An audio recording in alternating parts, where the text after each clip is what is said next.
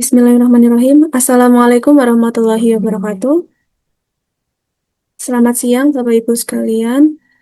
Yang saya hormati dosen pengampu mata kuliah Analisis Standar Keahlian dan Sertifikasi, Bapak Hari Wibawanto, serta Prof. Dwi.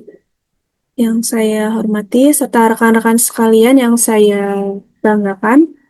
Perkenalkan, nama saya Erna Widayanti. Pada kesempatan kali ini, saya akan memaparkan kajian komprehensif SKKNI di bidang tata busana.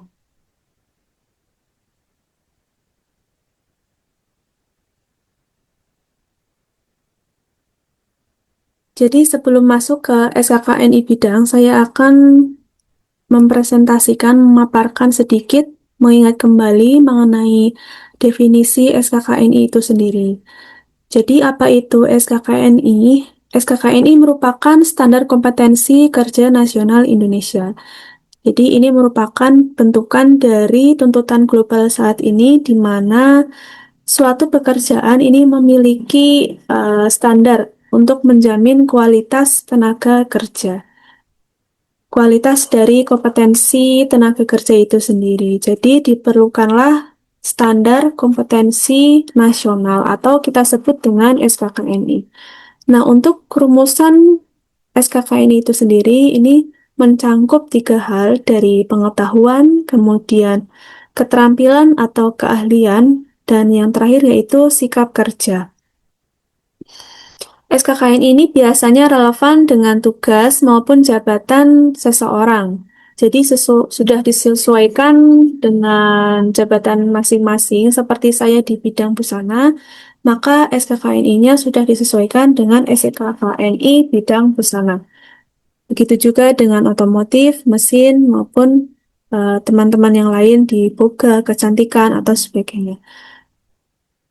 Jadi SKKN ini digunakan untuk pelatihan kerja, kemudian asesmen atau sertifikasi, kemudian untuk kompetensi teknis maupun wawasan pengetahuan serta perilaku kerja profesional.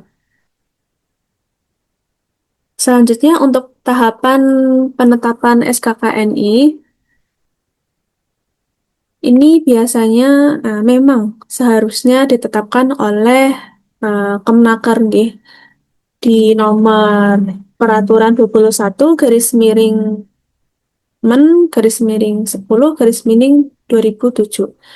Ini menetapkan mengenai bahwa menjelaskan penetapan SKKNI ini meliputi alur dari perencanaan, kemudian penyusunan, pembakuan, serta penetapan. Nah, untuk penetapannya ini melalui 9 tahap utama. Yang pertama ada inisiasi dan pembentukan tim. Di sini merupakan proses teknis meliputi pembentukan tim usulan yang terdiri dari asosiasi industri, kemudian asosiasi profesi, masyarakat, dan pihak-pihak yang terkait. Kemudian yang kedua merupakan rumusan draft atau rancangan. Nah, di sini SKKNI mulai dibentuk dari tiga tahap pendekatan, yaitu dari riset, apa yang terjadi di lapangan, seperti apa, kemudian adaptasi, dan adopsi. Nah, untuk adopsi ini dilakukan pengambilan standar kompetensi yang telah ada dengan syarat memperoleh persetujuan dari pemiliknya. Nah, untuk standar kompetensi ini harus memiliki identitas standar secara jelas seperti nomor unit, kemudian judul, dan tahun penerbitan, serta tingkat kesetaraannya di level berapa. Yang ketiga yaitu verifikasi oleh Komite Standar Kompetensi. Di sini merupakan eh, disusun oleh tim perumus dan diperiksa, diverifikasi yang menghasilkan RSKKNI 1. Kemudian di tahap keempat, prakonvensi ini menghasilkan eh, jadi RSKKNI 1 itu divalidasi secara intens oleh eh, pihak-pihak yang terkait, seperti industri, organisasi profesi, maupun lembaga pendidikan dan pelatihan. Kemudian yang selanjutnya yaitu verifikasi oleh Kemnaker. Jadi nanti SKKNI 1 ini akan diverifikasi oleh Kemnaker dan menghasilkan RSKKNI 2. Di tahap ke-6, konversi nasional akan menghasilkan RSKKNI 3 dan di tahap ke-7 yaitu akan ditetapkan oleh Menteri Ketenagakerjaan serta akan diresmikan oleh Menteri Kemnaker dan ditetapkan sebagai SKKNI. Dan di tahap ke-8 yaitu pemberlakuan oleh Kementerian Teknis. Jadi nanti SKKN itu akan disebarkan, ditetapkan oleh kementerian masing-masing teknis seperti busana, kecantikan, boga, mesin, ataupun sebagainya. Nah, SKKN ini harus dikaji ulang minimal 5 tahun sekali. Jadi untuk menjaga agar SKKN ini selalu valid dan dapat diandalkan, maka harus dikaji ulang oleh Komite Standar Kompetensi minimal 5 tahun sekali. Nah, ini masuk ke SKKNI bidang busana, jadi dalam SKKNI itu memiliki strukturnya. Nah, struktur itu terdiri dari kode unit. Ini saya ambil contoh SKKNI bidang batik, jadi tekstil batik. Ini ada kode unit C13 BTK 01002 titik 0 titik 2. Ini mengenai judul unit menggambar motif batik. Nah, untuk deskripsinya ini menjelaskan singkat menggambar isi, kemudian tujuan, maksud, dan ruang lingkup dari suatu unit kompetensi. Jadi ini hubungannya seperti apa mengenai keterkaitan antara unit kompetensi tersebut dengan unit lainnya. Nah, untuk kode unitnya ini, masing-masing digit ini memiliki arti sendiri-sendiri. Untuk digit pertama itu merupakan kode kategori industri, kemudian 13 itu merupakan kode golongan. Sedangkan BTK merupakan singkatan dari kelompok. Kalau di sini merupakan batik, jadi singkatannya BTK atau batik. Kemudian 01 itu merupakan unit kerja atau bidang fungsional. Kemudian 002 itu merupakan nomor unit kompetensinya. Kemudian digit yang terakhir itu menandakan bahwa kode unit ini merupakan versi yang kedua. Jadi ada versi yang ke-1 juga. Selanjutnya, untuk elemen kompetensi, ini menggambarkan tahapan proses pekerjaan yang dilakukan secara berurutan dalam satu unit. Jadi setiap elemen harus berupa aktivitas yang dapat dilaksanakan. Jadi di setiap unit kompetensi itu memiliki beberapa elemen. Masing-masing ini berbeda-beda di setiap unit kompetensi. Kemudian struktur yang selanjutnya ada KUK atau kriteria unjuk kerja. Ini pernyataan evaluatif untuk menilai aspek pengetahuan, keterampilan, maupun sikap kerja. Yang keenam, batasan variabel ini berisi tentang pernyataan yang harus diacu atau diikuti dalam melaksanakan unit kompetensi. Kemudian panduan penilaian ini penjelasan tentang bagaimana kondisi atau keadaan yang dapat diperlukan sebagai panduan dalam penilaian atau asesmen pada unit kompetensi tersebut, baik dari saat pelatihan maupun saat uji kompetensi. Nah, panduan penilaian ini menjelaskan hal-hal mengenai konteks penilaiannya, kemudian persyaratan kompetensinya. Jadi biasanya untuk kompetensi itu sendiri memiliki syarat-syarat tertentu yang harus dipenuhi sebelum peserta mengikuti kompetensi. Contohnya, saat saya mengikuti kompetensi tukang gambar motif batik, ada beberapa syarat yang harus dipenuhi. Contohnya, merupakan seseorang yang memang di bidangnya tata busana atau sudah memiliki pengalaman membatik kurang lebih 2 tahun kalau tidak salah waktu itu. Kemudian ada syarat juga sehat jasmani, rohani, dan sebagainya. Itu bisa diakses di laman kalau batik itu di LSP Batik ya, atau di website-website yang memang mengadakan sertifikasi tersebut. Biasanya ada syarat-syaratnya. Kemudian menyangkut pengetahuan dan keterampilan yang diperlukan. Jadi, Bapak Ibu sebelum mengikuti kompetensi tersebut harus memiliki pengetahuan dan keterampilan itu. Misalnya untuk kompetensi menjahit tentu saja harus sudah bisa menjahit. Atau kompetensi membuat kemeja seperti itu berarti sudah bisa mengetahui langkahnya dari polanya, memotong kain, menjahit, dan finishing. Kemudian sikap kerja juga diperlukan dalam panduan penilaian. Bagaimana apakah sudah kompeten, apakah profesional dalam melakukan pekerjaan itu, ini menjadi pertimbangan apakah peserta tersebut memang sudah kompeten mendapatkan sertifikasi tersebut. Nah, aspek kritis ini juga harus diperhatikan Bapak Ibu. Ini memberikan penjelasan tentang aspek atau kondisi yang sangat mempengaruhi atau menentukan keberhasilan pelaksanaan unit kompetensi. Ini biasanya lebih detail untuk kerapihan jahitan, kemudian keunikan gambar, misalnya di tukang gambar motif, nggih. Dan itu biasanya ada detail-detail tersendiri yang menjadi poin plus dalam penilaian kompetensi. Nah, kelembagaan SKKNI ini dicangkup oleh 5 lembaga utama. Yang pertama ada Kemnaker atau Kementerian Ketenagakerjaan. Ini fungsinya membina dan mengembangkan SKKNI secara nasional. Kemudian kementerian atau lembaga teknis ini hampir mirip dengan Kemnaker, hanya saja di kementerian atau lembaga teknis ini pengembangan SKKNI di sektor masing-masing. Jadi busana sendiri, boga sendiri, kemudian kecantikan juga itu sudah mempunyai kelembagaannya sendiri.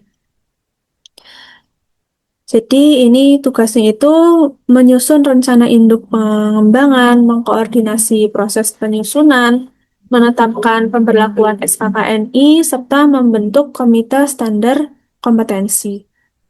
Yang ketiga yaitu tim perumus. Ini dibentuk sementara oleh komite standar kompetensi untuk menyusun dan mengkaji ulang SKKNI. Jadi ini dibentuk 5 tahun sekali untuk mengkaji ulang apakah memang SKKNI itu bisa dilanjutkan atau perlu adanya perbaikan. Kemudian tim verifikasi dibentuk sementara bertugas memeriksa kesesuaian rancangan SKKNI sebelum tahap prakonferensi. Yang selanjutnya ada Komite Standar Kompetensi. Ini tugasnya merencanakan, membentuk tim, penilaian usulan SKKNI, pelaksanaan prakonvensi dan konvensi, serta pemantauan dan kaji ulang SKKNI. Kita fokus ke SKKNI bidang tata busana di industri kain batik. Ini kebetulan karena memang saya pernah mengikuti standar kompetensi LSP Batik untuk tukang gambar motif, jadi saya mengambil SKKNI di bidang industri kain batik. Jadi di busana itu selain mencangkup keahlian busana di Indonesia khususnya ini ya, ini juga bersinggung dengan wastra nggih Bapak Ibu, maka ada SKKNI di bidang batik. Nah, untuk bidang batik ini ada batik cap dan batik tulis. Kemudian ada juga pewarnaan kain serta ada desain motif batik. Nah, batik ini merupakan salah satu sektor kerja yang perlu dilindungi karena eh, batik ini merupakan warisan nasional nggih, dan harus dijaga. Ini juga diatur dalam SKKNI nomor 104 tahun 2018 mengenai industri kain batik. Ini ada skema pada bidang industri kain batik ada 4. Yang utama yaitu ada desain motif, kemudian pembatikan, pewarnaan, dan finishing. Ini biasa dikenal pelorotan. Ini dari bahasa Jawa nggih, dilorot atau dihilangkan lilinnya. Untuk Untuk skema ini mencangkup unit kompetensi yang harus dikuasai. Ini sejumlah 66 kode unit, nih. Banyak sekali nih Bapak Ibu. Jadi saya membahas beberapa kode unit saja untuk skema desainer motif atau tukang gambar motif.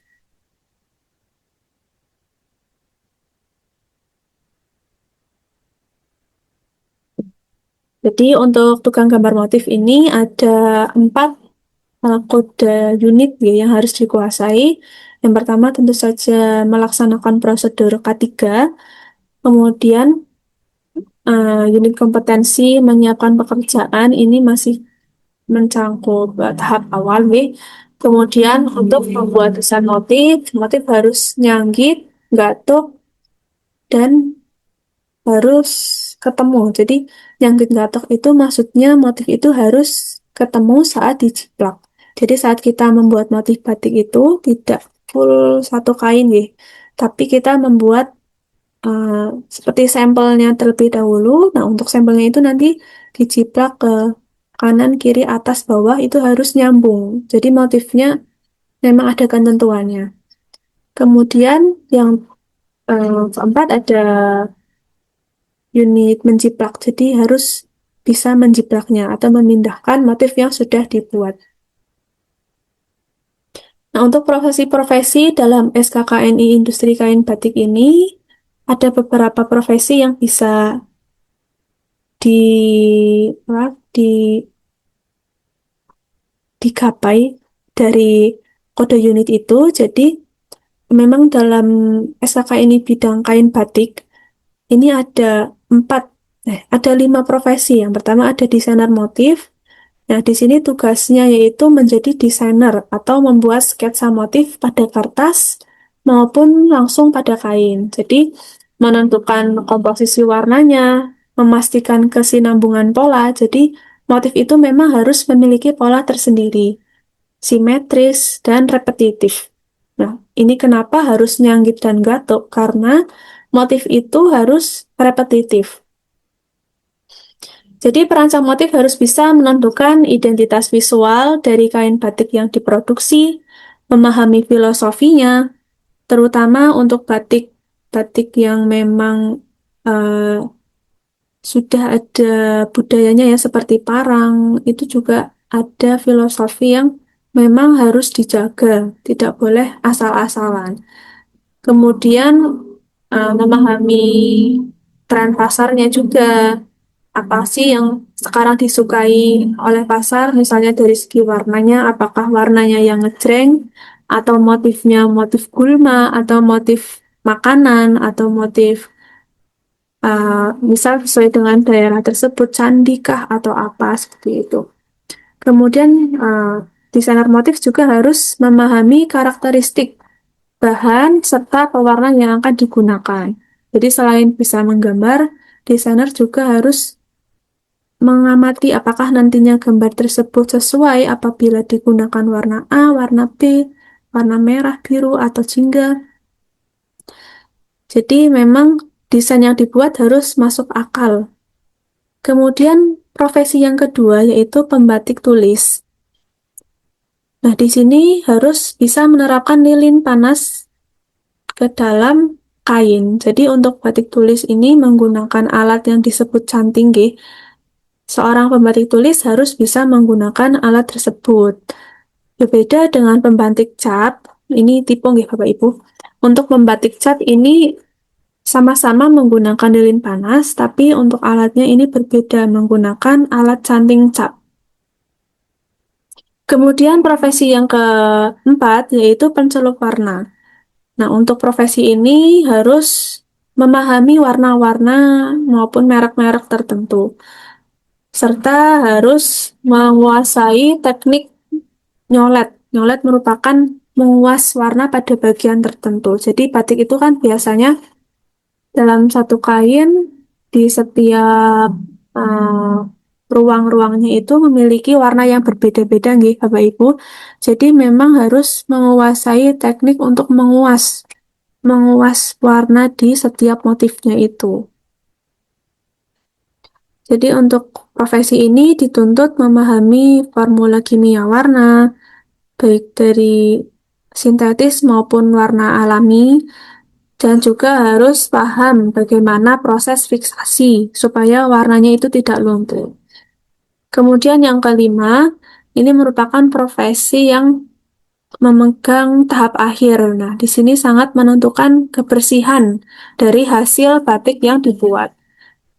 Atau ini biasa disebut dengan pelorot, yaitu melepaskan lilin dari kain dengan cara merebusnya, direbus di air panas lalu dilorot menggunakan tangan supaya lilinnya itu hilang. Nah, di sini eh, peserta harus menguasai teknik membersihkan kain dengan sempurna. Selanjutnya, pelaksanaan skema tukang gambar motif ini mencangkup 4 kode unit di gambar tukang motif. Yang pertama, melaksanakan taktika, kemudian unit kompetensi kegiatan menyiapkan pekerjaan, membuat desain motif yang harus nyangkit dan gatok, kemudian menjiplak atau memindahkan motif pada kain atau ngelereng.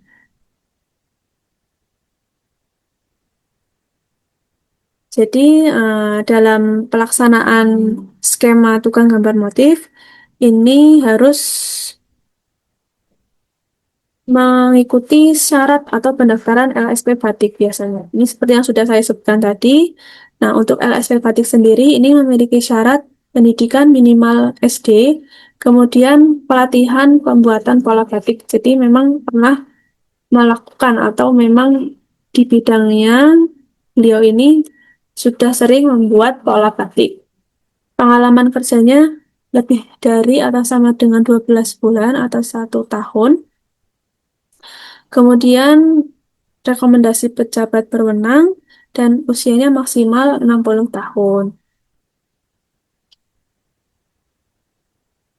Kemudian untuk pelaksanaan teknis sertifikasinya ini melalui proses asesmen kompetensi. Ini bertujuan untuk memvalidasi apakah memang seseorang itu sudah benar-benar kompeten. Kemudian untuk tempat uji kompetensi atau TUK, ini harus dilaksanakan di tempat yang memiliki peralatan standar industri batik. Jadi memang biasanya itu di tempat workshop atau laboratorium sekolah maupun kampus yang sudah terverifikasi memang layak untuk dijadikan tempat kompetensi, tempat uji kompetensi. Kemudian untuk metode ujinya, ini bisa dilakukan eh, secara langsung maupun observasi.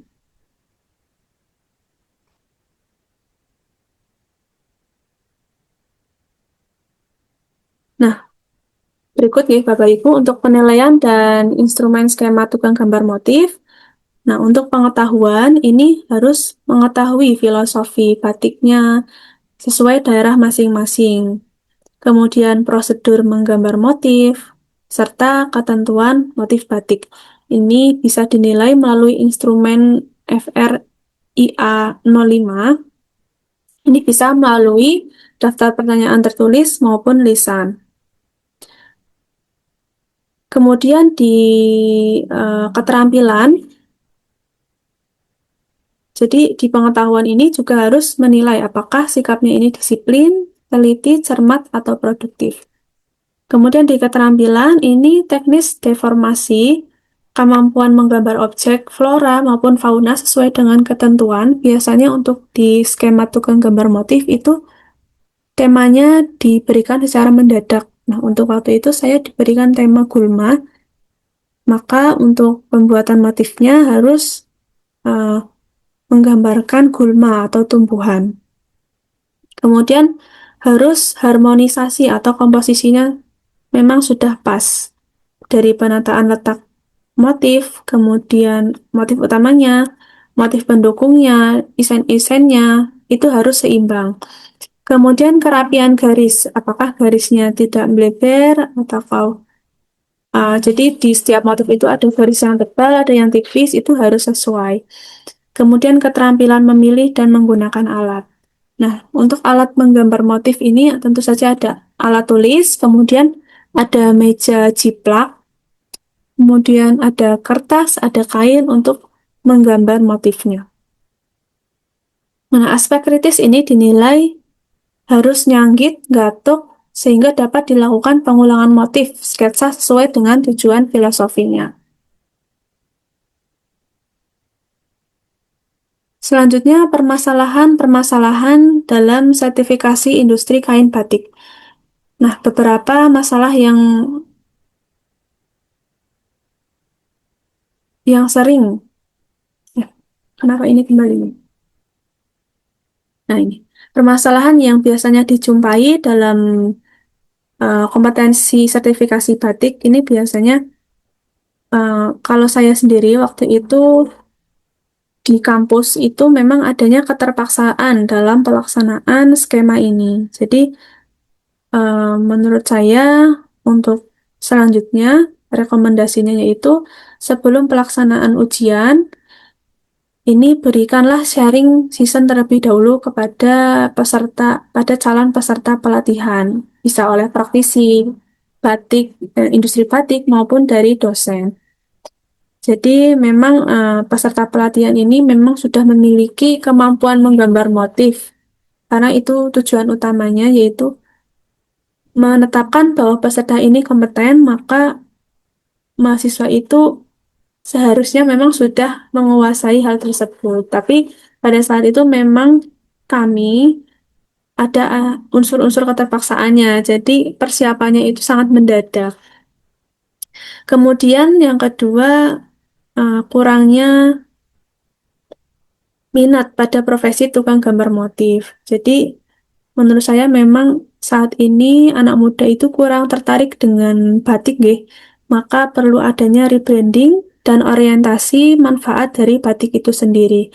Perlu adanya paparan bahwa batik merupakan warisan Indonesia yang harus dirawat karena itu memang sudah apa nggih?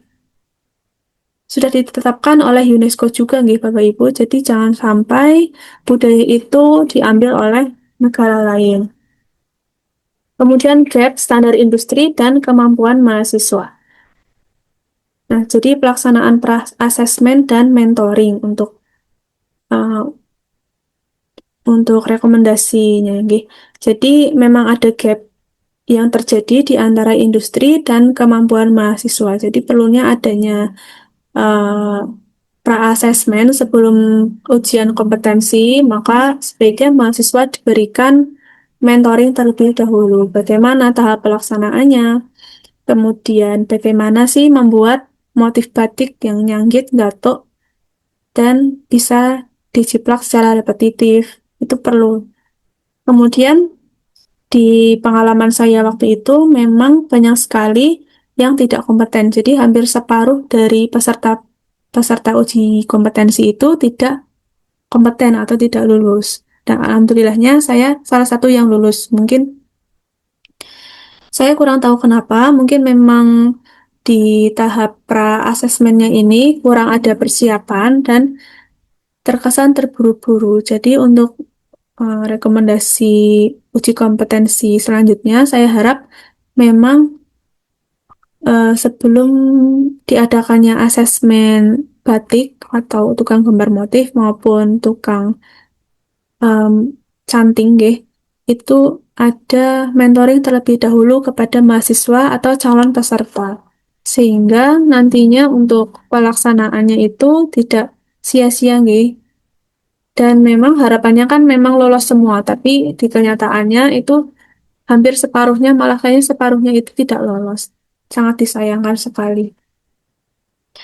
Nah, untuk kesimpulannya, SKKNI bukan hanya sekedar dokumen regulasi teknis, melainkan instrumen strategis yang uh, berfungsi sebagai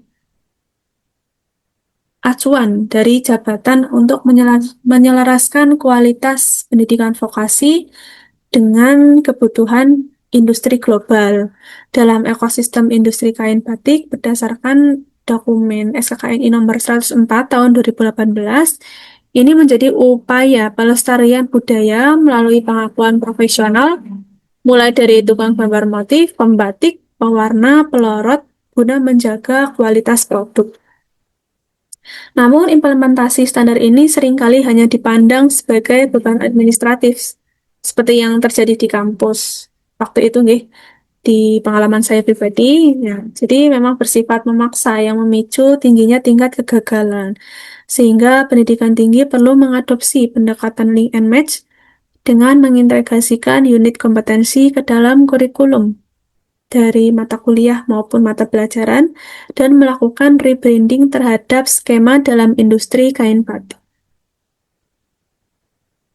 Mungkin cukup sekian presentasi dari saya, kurang lebihnya mohon maaf apabila banyak kekurangan. Wassalamualaikum warahmatullahi wabarakatuh.